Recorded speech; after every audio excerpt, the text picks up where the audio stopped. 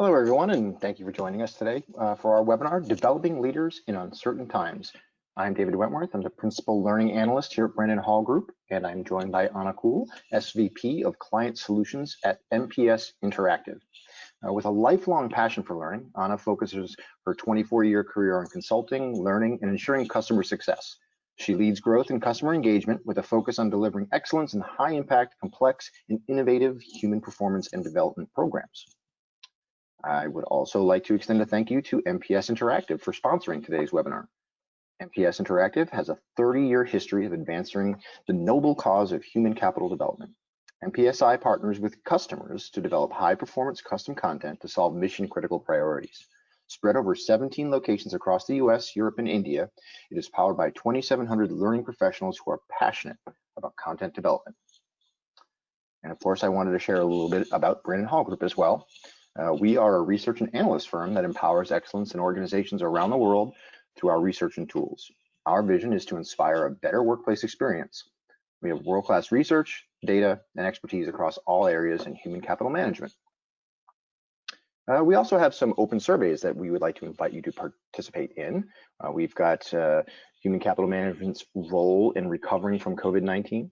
We've got Diversity Inclusion Part 2, looking at what's changing in diversity and inclusion. We have a performance management survey, as well as a talent management maturity survey. We'd love to hear from you. In exchange, you can receive gift cards, free research, reports, and more.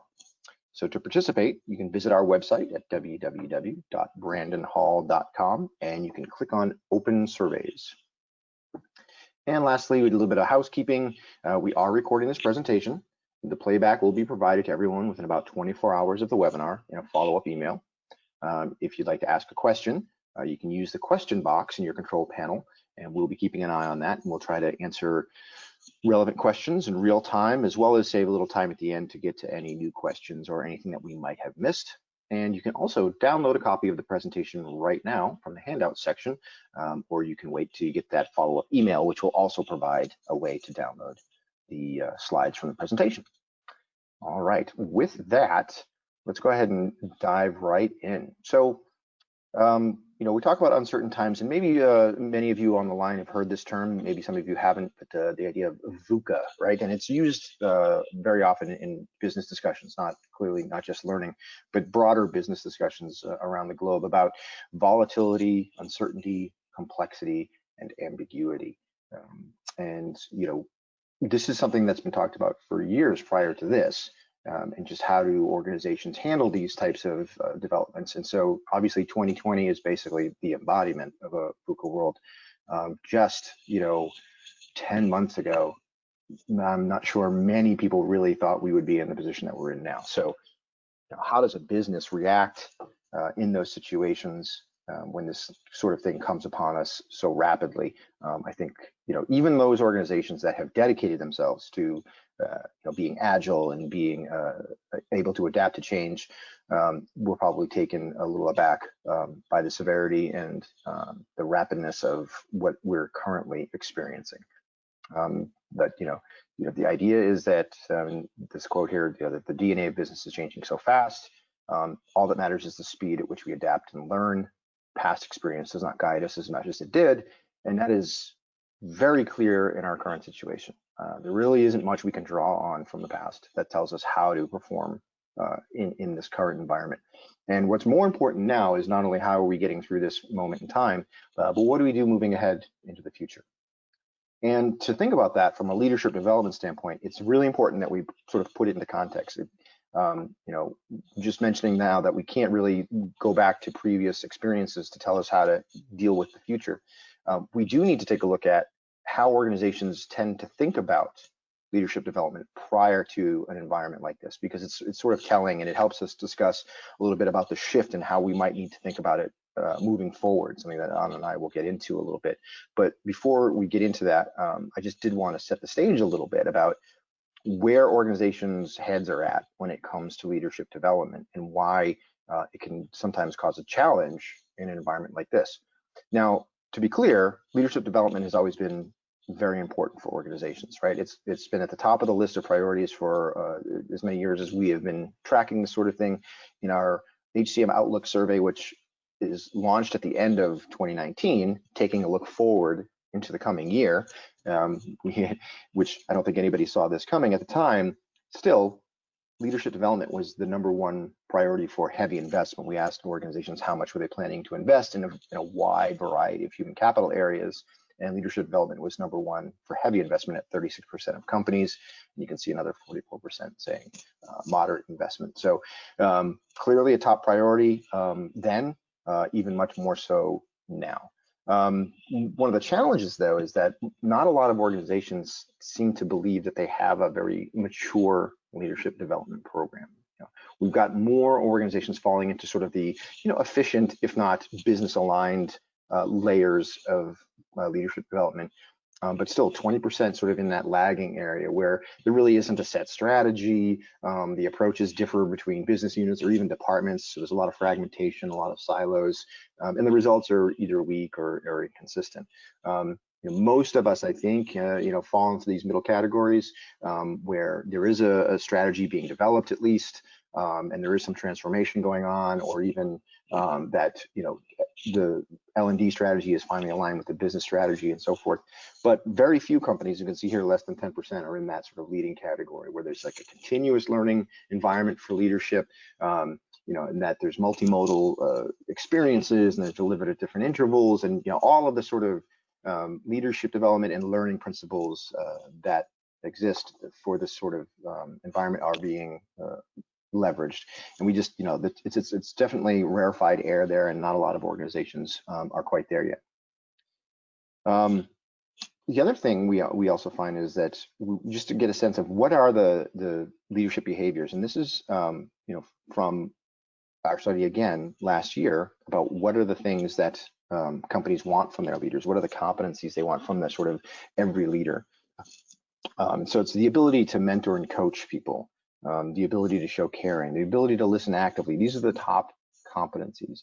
And I think this is important because what we're seeing here is, and you'll see this as we transition into the sort of more forward-looking approaches, these are relevant still, right? And these are the kind of things that will help, that could help an organization mitigate some of the challenges they face in uncertain times like we're in now. And you'll see that from some of the COVID-related research that we've done.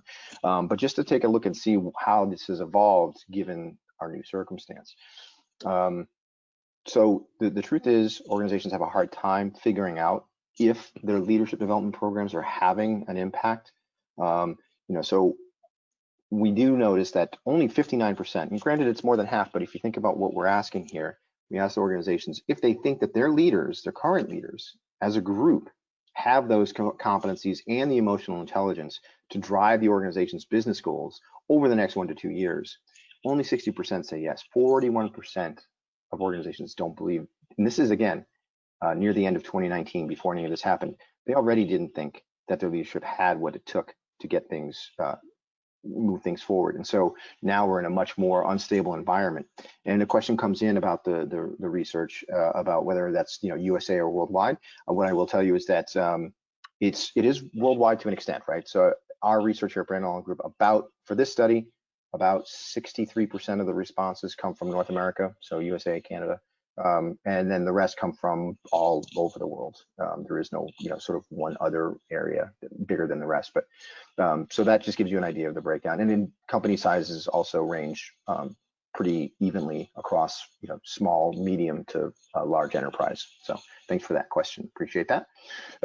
But you can see that organizations already were a little challenged by whether or not their leadership development programs were being effective. And then they were finding that they couldn't demonstrate that the leadership development program has impacted the organization's ability to meet its objectives. So not only were they worried that they didn't have the leadership in place to manage the next couple of years, now only 34% think that they have their leadership development program, that they can actually figure out if it's working and getting them to a place where leadership is able to do that. So we have a tough situation in which the leadership isn't seen as being able to meet the challenges, and the leadership development program may not be putting them in a position to meet those challenges. So then we ask the organizations, okay, how are you trying to improve the impact of leadership development. How are we trying to get it better? And these two groups are from our research. We have HighPos, which is shorthand for high performing organizations, which are companies who have a set of organizational KPIs that are doing improving year over year, versus everyone else where those KPIs either are remaining flat or are not improving. And so you can see that in every case, these high performers are more likely to be doing things like investing more in developing leaders at all levels, which is probably the biggest gap, 62% versus 41%. They are more likely to be developing an organizational-wide leadership model.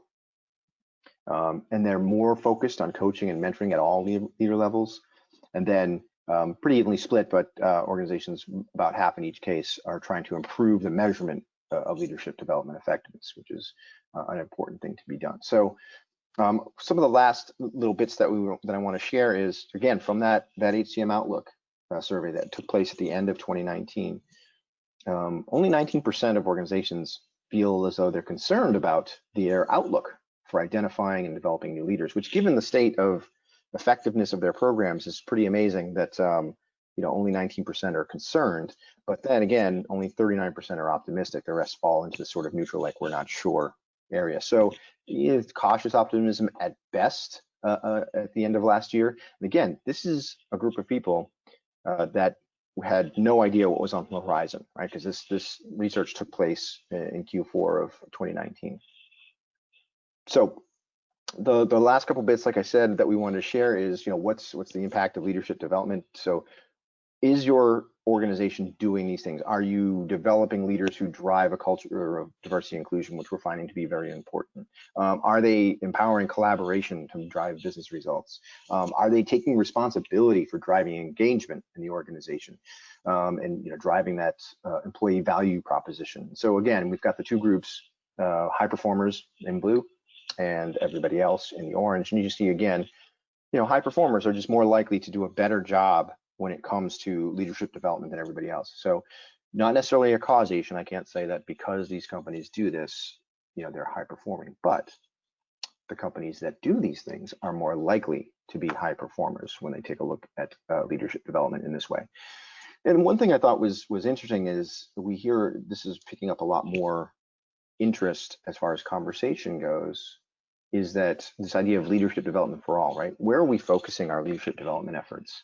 And we ask companies, are you trying to develop leaders the same kind of skills, regardless of what their job or level happens to be as they advance? And only about 48% of organizations say, yeah, we're doing that.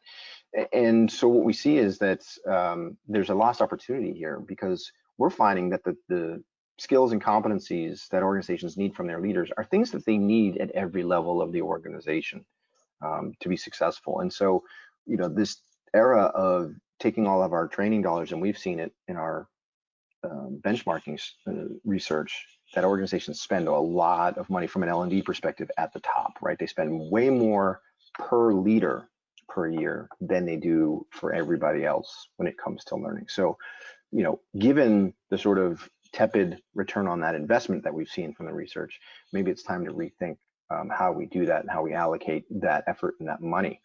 Why are companies not doing that? Why are they not developing sort of this leaders at all levels? The biggest reason is that companies say that they just don't have a consistent set of competencies and skills that every manager should have, which is critical. We need to know what leaders need to have to move the business forward. Some of the other challenges are more tactical, that the leadership skills that are needed are different based on the different areas or parts of the business. Then you have 22% say, well, we just focus mostly on middle management. Another 22%, like we said, only offer leadership development at upper levels. And then only 14% though just say outright that we don't believe in developing leaders at all levels. So luckily that's a relatively small percentage. So again, just wanted to sort of give us some context about the state of leadership development, where things stand, how companies are approaching it, what they want out of leadership development.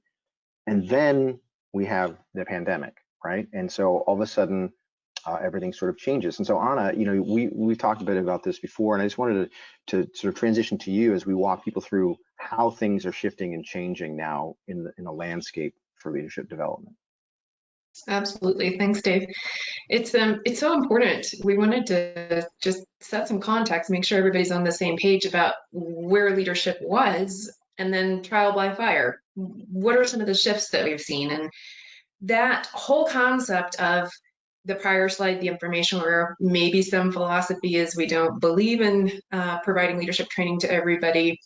Maybe we're trying, but we don't know how. We really found that right around March, April, people just had to figure out a way to provide training across the organization. So it's beautiful because we're going to move the level of people in the organization who are trained just because we had to. We had to figure it out. So some of the things that we saw almost immediately were, how do we work virtually if we can? If you're not a required essential employee, how do we skill you in meeting virtually? What type of tools do we give you? And by doing that, because so many people were working in independent individual environments virtually, we had to then empower folks, give a lot more training and immediate attention to leaders across the organization. And so the reason I have the Simon Sinek quote there is this is kind of what happens. Like, you might have had an official manager, leadership, executive title,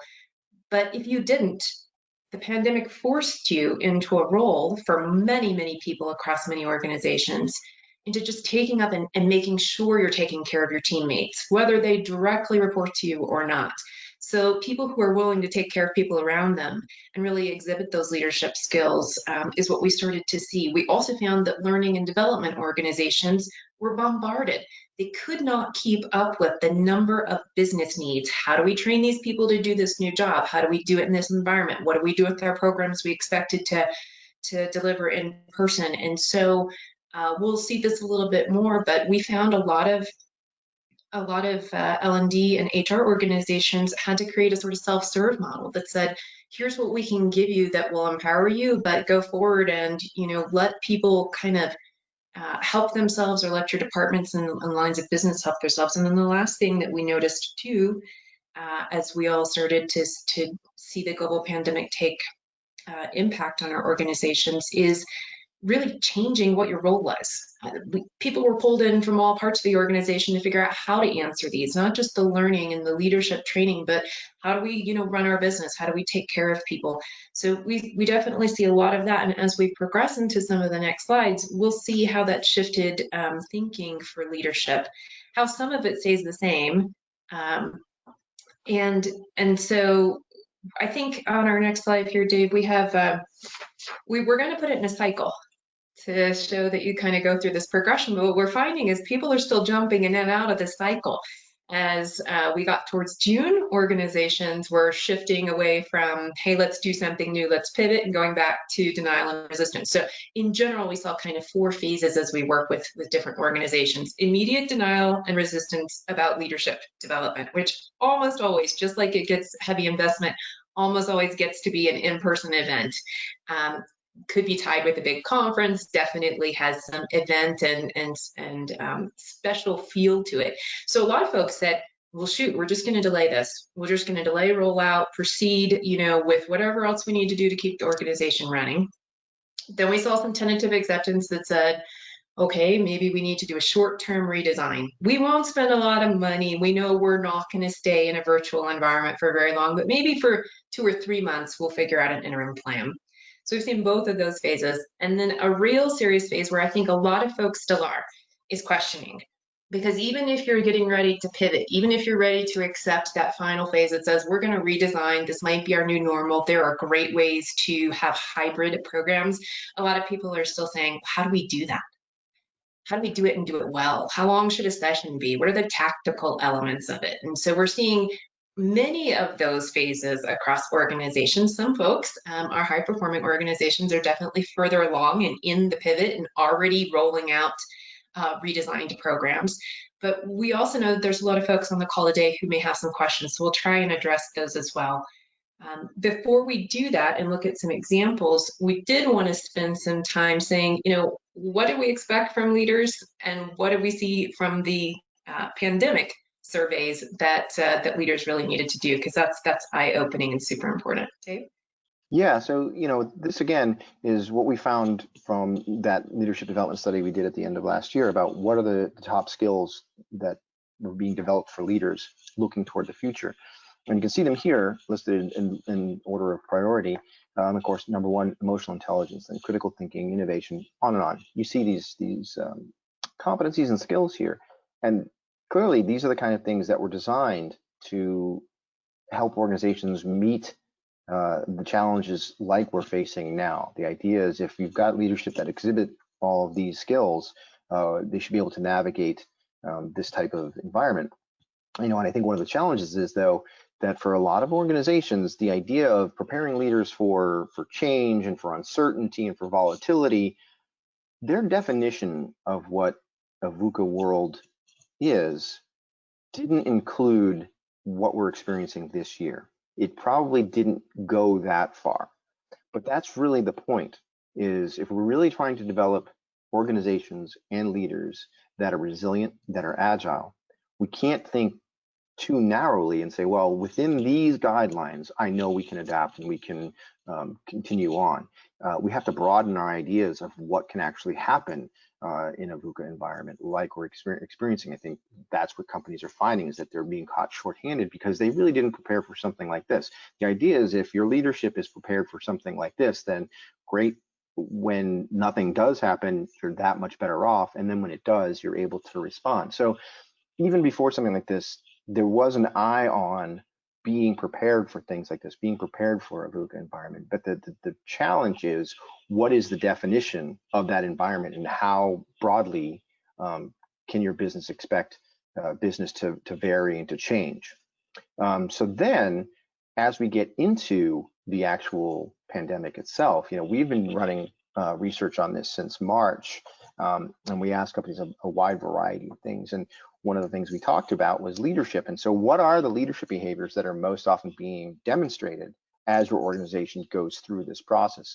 And we found that number one, kindness, patience, and genuine interest and curiosity about others' well-being. Then the ability to adapt and persevere in the face of challenges, empathy, listening, understanding in others, ability to tap into talents and motivate their teams. So you can see these things here. They align pretty well with the types of skills that we would expect from leadership, or that we were trying in the past to develop in leadership. But knowing to the extent to which leaders have to be able to and ready to demonstrate and act upon these things, I think is what has changed.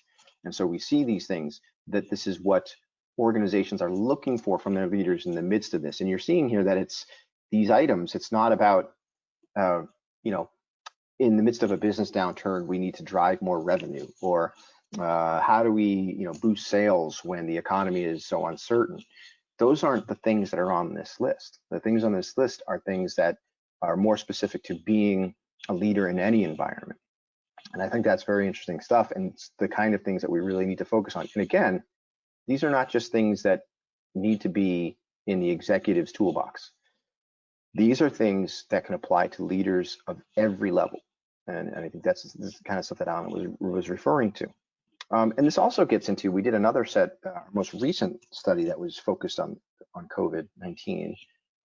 We were focused more on what companies are doing and how they're transitioning to whatever is next, to the next phase, let's call it. Clearly it's not back to normal. We don't know exactly when it will be, how complete the transition will be, but there is sort of this idea of the next. And so we asked organizations about a variety of things about that transition. So one of them was, from a learning perspective, what are your top priorities as we start to go through that transition? And you can see how leadership just sort of dominates the top of this list. And this is general overall learning stuff, but organizations want to do better at developing their existing leaders. They want to do better at developing more emotional intelligence. They want to create better team leadership, develop better high potential leaders.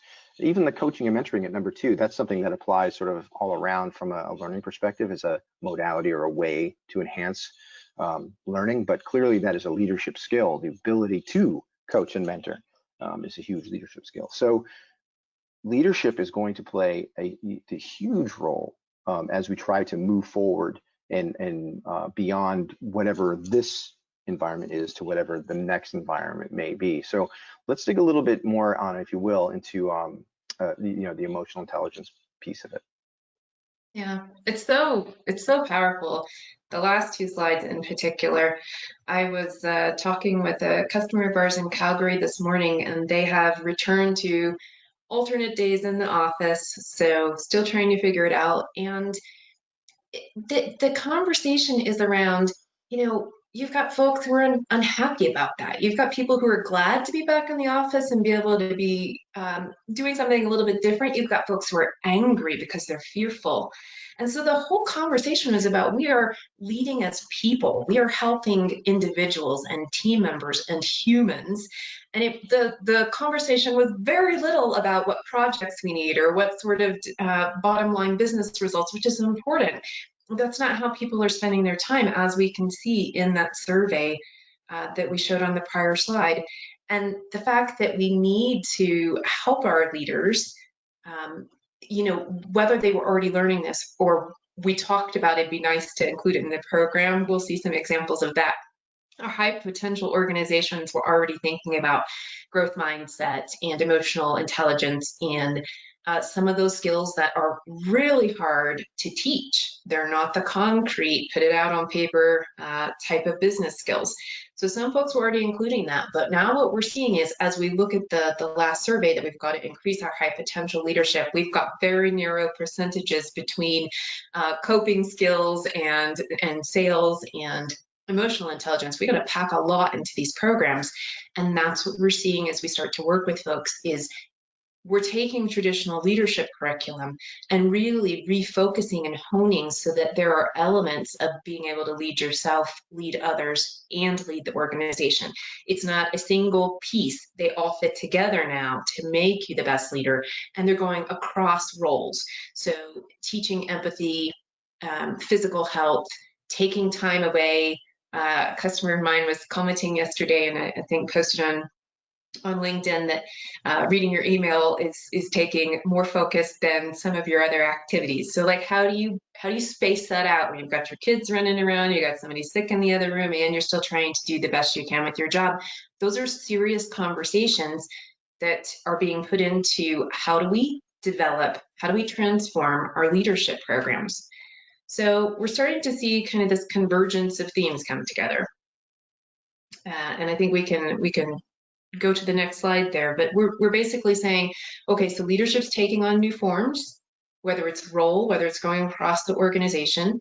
We know that people are ready to pivot and accept that we might need to do leadership training in a different way, and that what we put into leadership training from a content perspective really has to enhance and focus on the emotional intelligence aspect of it.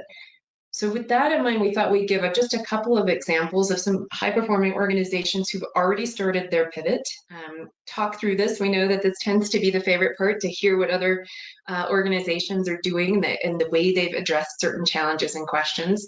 So the first example we wanted to share is a year-long leadership and high potential academy, which again, traditionally would have been done by pulling people in to physical sessions 2-3 days or a week at a time throughout the year. It doesn't mean there aren't other virtual components, but the big question here was, how do we make sure that our high potential employees, meaning people who really show capacity for leadership within the organization, as well as our newer leaders, how do we make sure they still get that enriched feeling? And so one of the things that we said is, we can do this virtually. People are getting much more comfortable with virtual. We're still a little burnt out on it, right? We hear that all the time, that it's hard to sit back to back in front of these sessions. So we're saying, hey, let's build a virtual program, but let's make sure you've got your social components, you're self-directed, the opportunity to work together without having to be in a Zoom meeting, on a conference call. There's lots of ways to do this. And so this leadership program, we're suggesting digital ecosystem platform based on competencies, and then a whole series of development. And we can flip to the next slide, Dave, because it goes a little further. It doesn't have to be all brand new development. You have so many of these things aligned within organizations right now. It's really thinking about how to put them together. So for example, keeping that leadership, the leader, the learner at the center of the solution, pretty standard for all of us, but then using what we've got and augmenting it. So personalized pathways. A lot of organizations have started to deploy learner experience platforms. So great, let's create pathways specific to this leadership program, specific to leadership competencies, and let's do fun things with it. Not everything needs to be somebody, a talking head, a facilitated, or a live webinar. Those are great for discussion, but let's give people a chance to work in smaller cohorts, apply some interactive type of learning, gamification, curated content that they can go through the pathways on, be able to follow their progress map, have everybody paying attention from one ecosystem platform. And this is such a popular idea. It's really funny, when we first started talking to this organization, they were very much in the first phase of, no, we're just going to delay everything. We're just not going to change this program. It's so important. We want to be able to bring people together. And in 4 months, that's shifted to, you know what, this is going to be a great approach. We see a lot of potential for it. And not only are we going to do it for this, we're going to take this and we're going to take this model and scale it out to other areas of learning in the organization. So we're seeing a great bit of adoption there for this type of approach. Mm. One thing I would bring up, and you touched on it before, how this idea of, it's very often when it comes to leadership development, it's about pulling them into these in-person events, and they're very sort of big concept events because it's leadership development and these are leaders, and then the panic about how do we do this now in this environment? Do we just delay them? But the reality is companies have to do more of this. Forget about work at home and remote work in the pandemic. We found in our research and talking to organizations that think about your audience for leadership development. These are leaders, people in leadership roles, whether it's executives or on down. They typically don't have the most available time in their schedule for learning events, but yet we seem to be focused on creating these big events for these people. The reality is leadership development, if it can be more in the flow of work, more experiential related, on the job, sort of put into practice, fitting in, far better experience for the leaders because they're more still focused on the job. And then they're seeing how all of the things that we're trying to impart from a knowledge, skills, and behavior standpoint fit into the job that they're doing and the job that they will be doing. Absolutely. So absolutely true. We heard elements of it before this, but now that everybody is on a call or in a webinar or a virtual conference back to back in order to create that sense of collaboration, we're hearing it even more. We're hearing the request to just give it to me in the simplest format. I promise I'll look at it and we can come prepared and talk about it and kind of minimize the amount of time we need to spend together. It's a great segue for the second example that we brought here on the next slide, because that is the exact challenge that a lot of organizations were looking at. They're like, well, we usually get this sort of undivided attention because we pull people out of the office and we bring them to a location, we train them. We want that attention. We want that focus. And as we started to talk to individuals who would participate in these programs, they're like, I promise I will be dedicated for the time that you schedule me, but please don't schedule me for all day, 5 days in a row. I can't do that and get the rest of my work done, take care of my team, etc. And so now we're looking at, well, maybe you spread out the program over a longer period of time. Here's an example of that, where there is kind of a pre-work, some expectation setting to help everybody understand exactly how much time we want from you in a meeting as opposed to self-directed outside of the meeting or in a cohort out of the meeting, trying to create a little bit more integration between what do you do in your real job every day where you can immediately take this and apply it. And that concept, I'm confident you saw it in research as well, Dave. For so many years, people would say to us, that's great, this is a wonderful program that we brought people into to teach them great leadership, but how do we make sure they're applying it after they leave? And now you're going to see it because the programs are already weaving it in week by week, and then they are, in this case, if you see, ending with real world assignments that say, take this and go apply to this real business initiative or objective that we have in the organization. That is being responded to really well. Leaders like it. They like knowing what's coming at them, how much time they have, what they need to do in between sessions, and knowing that what they are going to work on is not always hypothetical, which sometimes simulation is really important, and we'll talk about that in another slide. But in addition to being able to simulate and practice in an environment, it's also really critical, and we're getting a lot of great feedback that says if you make a real business project part of the outcome of this program, it means so much more to leaders. Yeah, and I think it's interesting because think about this. A lot of times the folks that are in these programs, they are already in leadership positions, right? So the things that they have done in the past have gotten them to where they are. So now if you're going to present them with these new ideas, and if you're just simply going to present them in an in-person environment and then no follow-up, no practical application, none of that stuff, chances are pretty good that they're going to fall back into whatever it was that they were doing that got them to where they are, rather than actually apply some of this new stuff because they figure, well, look, this has worked for me so far.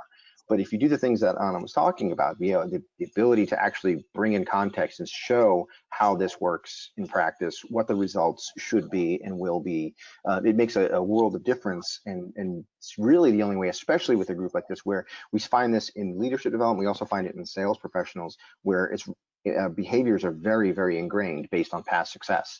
And if you want things to be done differently, they need more than simply telling them what the right thing is. They need to see it, live it, in order for it to stick. Absolutely. That's, I think, where our third and kind of last example here on the next slide comes in is simulation. And simulation is such an odd word. It means so many things to people, but in this case, we're talking about business and leadership simulation. So one of the products that MPS Interactive offers is a top sim. It's a business leadership workshop, and it's been for years preferred to do in person, though there's been an online virtual model as well. And so it's interesting because just tying into the same components that we were talking about from the research before, these workshops, while they focus very much on decision making, critical and strategic thinking in a safe, kind of structured, not real environment, but it feels real enough that you really understand the impact of your decisions, that simulated environment has become pretty important for leadership training as well. And blending in what we call soft skills, even though we all know they're quite challenging and complex, those emotional intelligence components. So a lot of folks are coming to us and saying, okay, we love the top sim workshops because we have competition, we have collaboration, we get to really practice some of the difficult decisions and the multiple components that we have to do on a day-to-day basis, but we also need to, and that's where that is, add in the how do you coach your team? How do you make sure that you're not stepping on other people's feet? How do you understand that you have to do all of this in a different environment? So we're seeing a lot of folks say, hey, we want to practice this now. We want to actually see our leaders and our managers practice these skills in these simulated environments so we can coach and give immediate feedback. And that's been really interesting because I think in the past, while there's a nod of the head to say that this is an important element, the real focus and feedback has always been on the hard fundamentals of strategic decision making. What's the impact to the bottom line? And so now we're seeing a lot more time in that coaching session say, well, did you help that team? So you knew the entire organization's strategy, and you knew that yours might impact another line of business. Did you stop and help them? Did you make mutual collaborative decisions instead of stepping over each other? It's just kind of fascinating to see how, because of the pandemic, things that people gave some lip service and some activity to has really shifted and become much more important, much more paramount to what people want to focus on in their leadership, in their time with their leadership training and development. Yep. Yep. And so, we want to sort of follow up all that with talking about going back to the research, and let's dig in a little bit about the challenges that organizations face when it comes to leadership development. And, these things don't necessarily change because the current environment, right? The pandemic maybe exacerbates these, if anything, but probably doesn't eliminate any, right? So the fact that leaders have limited time to learn, we discussed that a little bit. inadequate measurement of the impact. So this is a big thing through learning in general. Organizations have a hard time figuring out what impact they're having, which then means, okay, is what we're doing the right thing? I don't know what direction to go, if we need to change anything. So it's really important to start to figure out, how do we measure whether or not this is doing what we want it to do. But then another big one here, I think, is the current learning modalities aren't sufficient to support the program. And I think that's a lot of what Anna was getting into with these different examples of, let's try to mix it up, a different array of modalities to get at all the different elements in different ways. And so that, each thing makes sense for the skill that we're after, or the competency that we're after. And that's also a big problem, is there's a lack of consensus within the organization on a universal set of competencies for leadership, right? That's where it all starts. What do we expect leaders to, who should they be? What does a good leader look like? You have to start there and be able to build off of that. Assessment models aren't very good at identifying these individual leadership needs, the development needs for the leaders, which goes back to not knowing what those competencies should be. If you don't know what they are, it's really hard to figure out what your skills gaps are based on that. So it all starts with making those definitions, and then just improvement of the program. And again, this kind of comes back to the knowing what the competencies are, is that the objectives just aren't really aligned with the overall business objectives, which can always be a challenge. So these challenges don't necessarily change because you're in a complex or uncertain environment, but they certainly do get exacerbated to one degree or another. And I think one of the things you're touching on a little bit, Anna, made me think about what is different in this current environment, and especially for leaders. So think about one of the challenges for supervisors, managers, leaders is, how do I stay connected and in touch with my team, so that I'm involved and I know what's going on, but I also don't come across as micromanaging and overbearing. That's always been a challenge. Now, put everybody into a remote environment where they're not down the hall or next door. And okay, now how do I stay connected to people and communicate with them and really don't feel as though I'm checking in too much for micromanaging? Because you can feel, obviously, the workforce employees are starting to feel somewhat disconnected given the situation. Many of them have not worked from home or remotely before. And so they need that extra sort of level of communication and connectivity.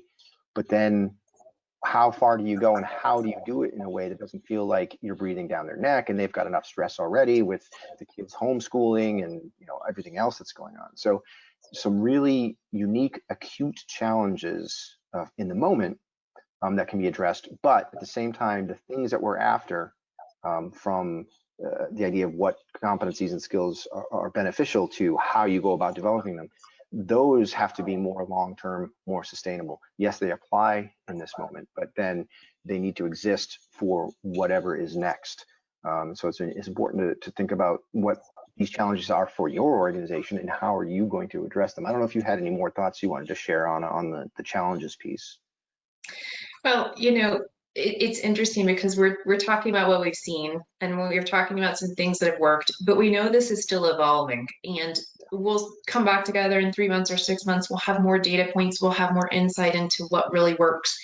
That whole component of how do we make sure that our culture is addressing the way we support our people, I believe is the next thing. It's starting now. We're already having conversations with customers to say, this isn't going away. From the very top of the organization, we want to set the message that says, this is what we expect for our culture. And it is leadership training all the way down to the front line. So we're going to see a lot of, this is how you as a manager or a leader might need to be flexible. And that may include individually working with your team member to say, okay, you have young children, you need to take 3 hours during the middle of the day and not have meetings so you can homeschool them. Great. That's acceptable in today's culture. So it's establishing what that new culture is, how we want to support people, and then training leaders to show and model that message. We're already seeing and having conversations about how to roll that out. I think that's going to be added into what we've already been talking about. We're not, we're not solving every answer here, but I definitely think that people have sat up and said, we're going to continue to figure out a way to develop our leaders, to add in new components to the programs and evaluate it. constantly evaluate, say what's working, what isn't working in a way that we didn't really do before this. Yeah, agreed. So we did leave some time here at the end for any questions. Nothing just other than what I had already answered had come through yet, but I want to give folks a chance to ask questions either of myself or Anna about her insights or any of the examples that she shared. We'd love to hear any questions you might have. In the meantime, I think it's important that we figure this all out. I mentioned earlier about the surveys that we run. It's great that people take part in especially the COVID related surveys, as we've been trying to figure out what's happening throughout all the different phases of this. We've been finding out some really interesting information, one of which is the changes that occur as the thing has progressed. So if we look at our data from March, April, and there was this quick move, Anna, you were talking about modalities. There was this real quick move of, okay, we know we can't do in person, and we know we probably can't delay it, right? That was the first instinct, was maybe we can just delay it because this will only be a month. And then it became clear that's not the case. So what do we do now? So then they took, we've seen this in leadership development programs. We took the in-person, and we just took that content and threw it in a webinar platform or a VILT platform and delivered it. And yeah, sure, that was a quick, easy fix, but the experience was not good. The results weren't great because it's not a one-to-one. Content doesn't necessarily work virtually when it works in person. And definitely the skill set for a virtual instructor is not the same as for an in-person instructor. So, organizations are starting to figure that out, that, okay, we need to really expand. And we've watched the sort of go-to technologies for replacing ILT shift dramatically over the course of this thing. And so now in the most recent data we're seeing, there's a lot more of micro-learning and video use and different types of e-learning modules, and even games and simulations. Organizations are figuring out, okay, let's take what we used to do in that live in-person experience, and let's break it up. Let's figure out all the different ways we can apply it and use it, as opposed to just taking it in bulk and moving it over. And there's a lot of success there. And what's funny about it, in a way, is that the stuff that folks like myself, and I'm sure Anna has been telling her prospects and clients, and I've been telling companies we work with for years, that this stuff it's effective and it's the right way to move. It shouldn't take something like a global pandemic for companies to move quickly in this direction, but that's sort of what's happening. And now they're starting to see the results of that. So what we know is we're going to see a lot more, digital learning, because remote work is yes, it'll, people will come back to the office, but there will be, without a doubt, a larger percentage of remote workers than there were previously, right? There's a lot of people who are not going to come back to the office. So we need to accept that as the new reality and figure out how we deliver that in a more digital way. So a couple of questions have come in here. So let me just pull these out and we can ask those. It's giving me a hard time here. So one of the ones is, okay, how do you account for people needing to be available during business hours and the homeschooling challenges? And I think you sort of touched on that, like that sort of anecdotally, the idea of having a leader or a supervisor that understands that and says, okay, yes, we can work around that. But do you have any other thoughts on that? Sort of, how do we account for that?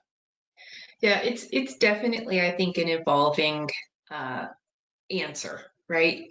But what we're hearing our customers consider and test is, on an individual basis, not on across the board policy, but on an individual basis, do you as an individual need a different kind of support? Do I need to look for you to come online at 6 a.m. and go offline at 9 and know that I can't get a hold of you in the middle of the day and see you come back on later? That's hard though, right? That means that they can still do work, but then how do we support them mentally and emotionally when they have worked their regular work and their at-home jobs? So we're seeing a lot of companies say, let's figure out what our cultural answer is. What's best for us as an organization? We don't want to lose people. We don't want to see people burn out. We're already hearing that. And then let's teach our leaders and managers what that answer is. What's acceptable? What are the kind of thresholds where we might see performance slipping? And then we want that manager to step in and see other alternatives that we need to look at. there's also, of course, you see articles and reports about this all the time of organizations who are watching you to make sure you're sitting at your computer the whole time. And most folks say that just doesn't work.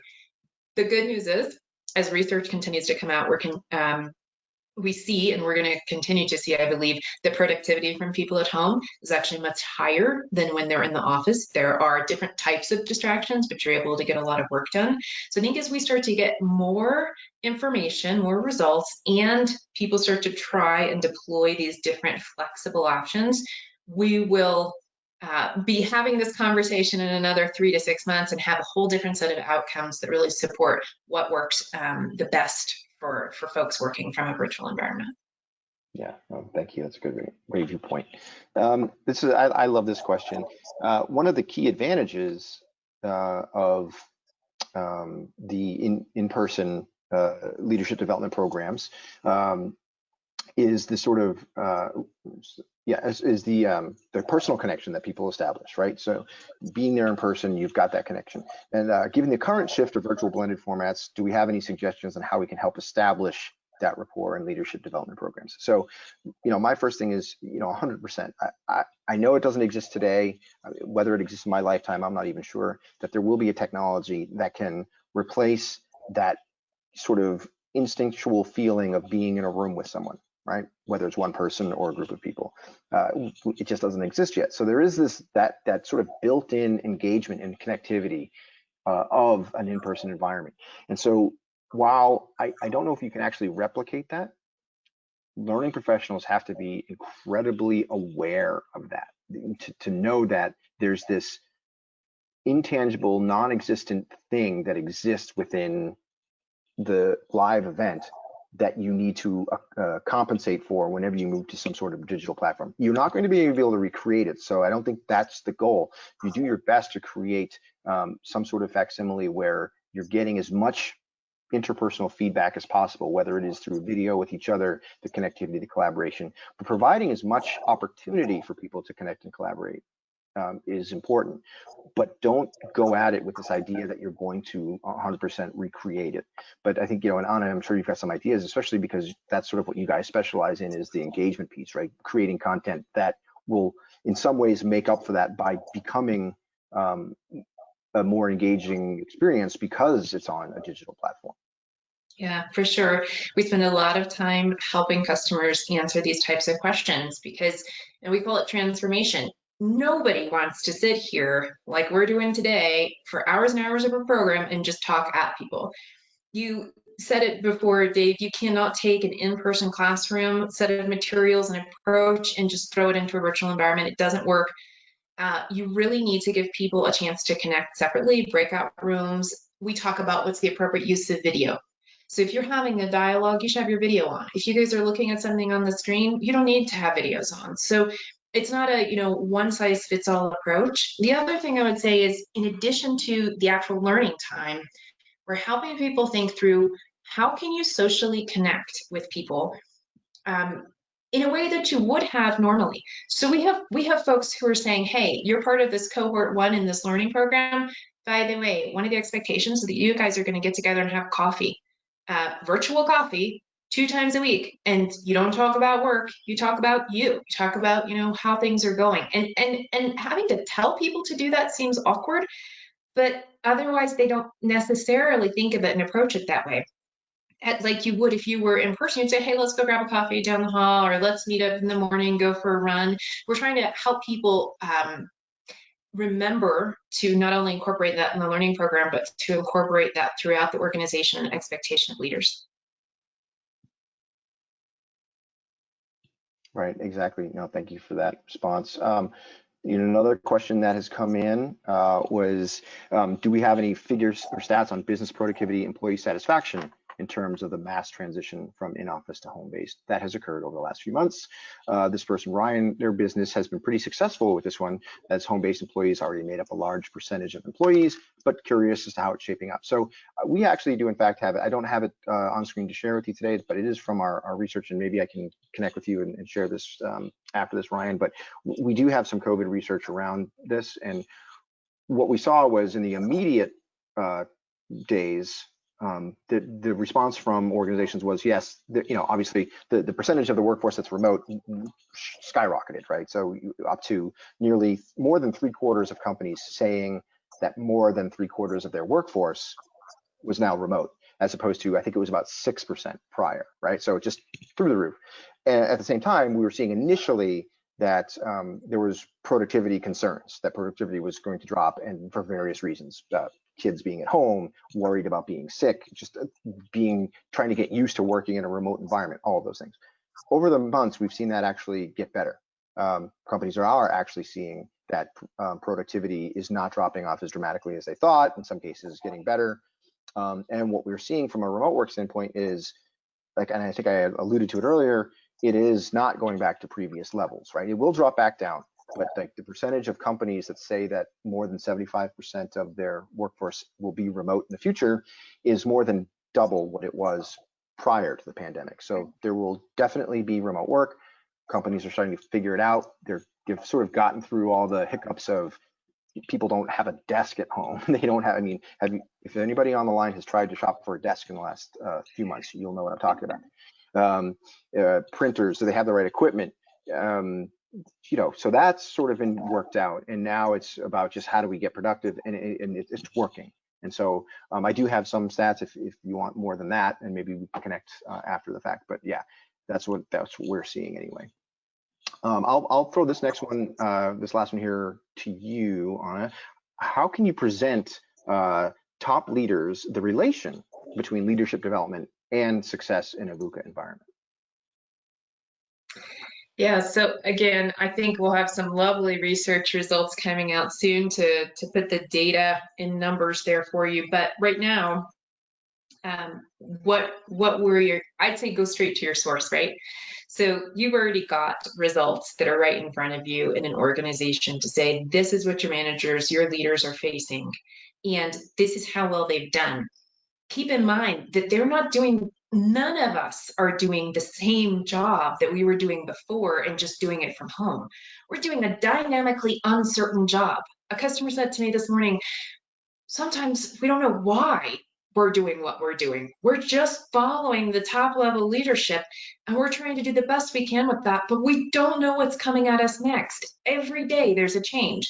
There's so many folks in that role, and that's the story that I think I would present to executive and upper level leadership about this, that you are still being successful despite untold challenges in your workforce and a shift in how we do work today. Your examples are there already, and we'll continue to gather information and share those examples and the data to support them as we roll past some of this 6-month transition for the pandemic. Yeah, great, exactly. Well, thank you. And that takes us to the top of the hour here. So again, I just want to thank you, Anna, for spending the time with me and sharing your insights and examples. Of course, thanks to MPS Interactive for providing you to us, as well as the hour that we got to share with our audience. And again, thanks to the audience, folks, for asking questions and being engaged. We really appreciate it, and we hope everyone's doing well, whether you're working at home or have managed to make it back to the office. We hope everything's going great for you. And again, just thank you to you, Anna. Thank you so much. Pleasure to be here.